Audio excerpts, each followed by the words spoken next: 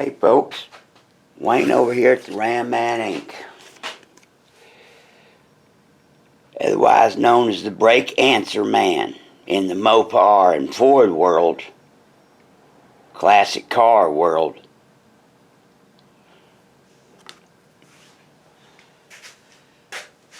So what do we have here, gang? We have a pile of master cylinders that Uncle Joe's just got done with, and we're getting ready to send them back to the customers. Some of these came in with the boosters.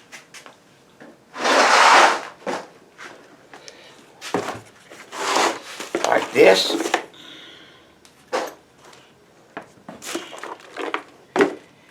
And or this mid.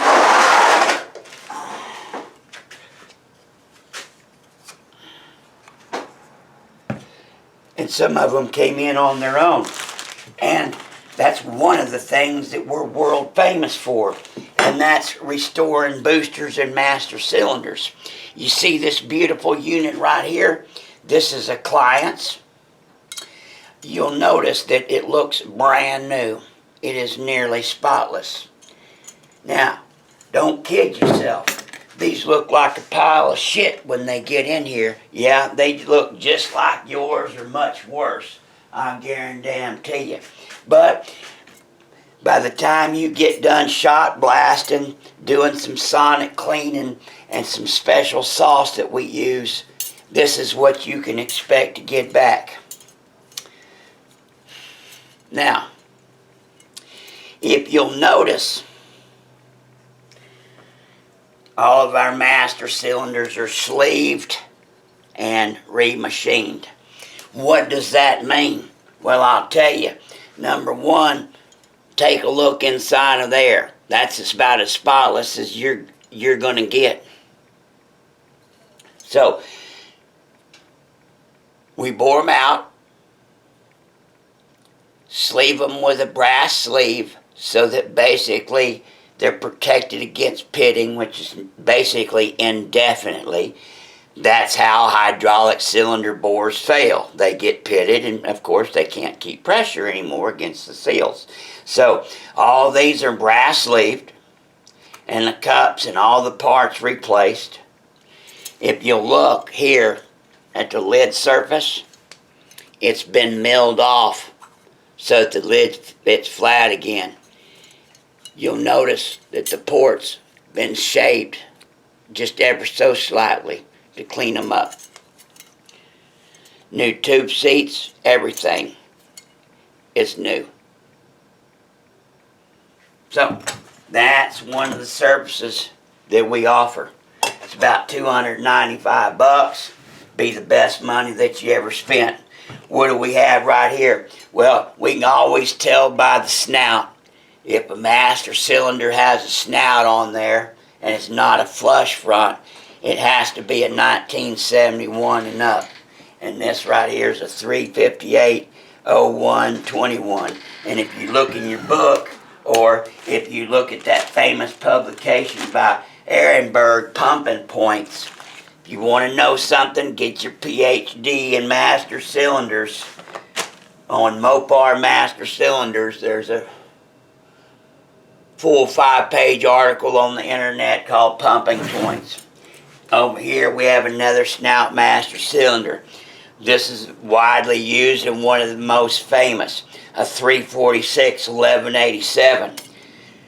This is an 1-32 bore master cylinder, introduced in 1971. Used from 1971 through 1974 on both the B and E bodies with disc brakes. A 346-1187, often referred to as 1187. One of the best master cylinders Mopar ever did. I'm very fond of it. They increase the stroke. On the smaller bore, flat face master cylinders, the disc ones, the Hemi one, especially the 222-9171, they found out that they needed a little bit more fluid behind the pistons because some of the braking systems were, as I'll put it, running out of gas. And that's one of the reasons The 9171 was only a 1-year master cylinder, and then in 71 it was immediately changed out to this.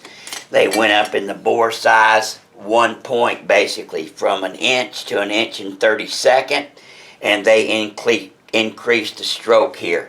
One of the best master cylinders of all time.